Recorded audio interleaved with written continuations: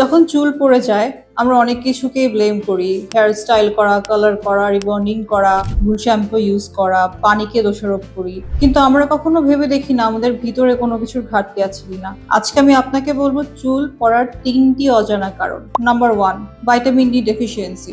আমাদের শহরে এটা বেশি হয়। শহরের ছেলে মেয়েদের ভাইটামিন ডি অনেক কম থাকে, কারণ তাদের রোদে অতটা যাওয়া হয় না। আর ঢাকা সিটিতে এত বিল্ডিং যে রোদ একদমই আসে না বাসায়। সো ভাইটামিন ডি ঠিক থাকতে হবে। সেকেন্ড হচ্ছে মেয়েদের ক্ষেত্রে বেশি হয় যে সেরাম আয়রন প্রোফাইলটা আমরা দেখব। মেয়েদের মান্থলি যে ব্লিডিংটা হয় সেটার কারণে দেখা যাচ্ছে মেয়েদের হিমোগ্লোবিন কম থাকে। সো সেরাম আয়রন যখন প্রোফাইলটা আমরা করি আয়রনটা কম থাকে। আয়রন একটা রিজন চুল পড়ার। আরেকটা রিজন হচ্ছে থাইরয়েড হরমোনটা কম থাকা। যাদের থাইরয়েডের প্রবলেম থাকে অর্থাৎ হাইপোথাইরয়েড থাকে তাদের দেখবেন আইব্রোটা অনেক পাতলা থাকে, চুলও পড়ে যায়।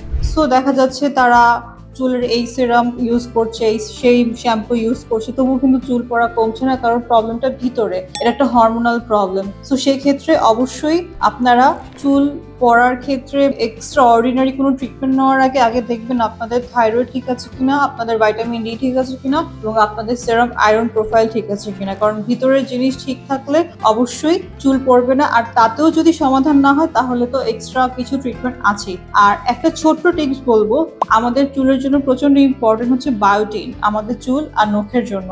সো আপনারা ডেইলি 1 মুঠো বাদাম খাবেন, যে কোনো ধরনের বাদাম, যেটা দেশি বাদাম, তাহলে দেখবেন আপনাদের চুল অনেক ভালো থাকবেন এবং এই প্র্যাকটিসটা ছোটবেলা থেকেই করবেন।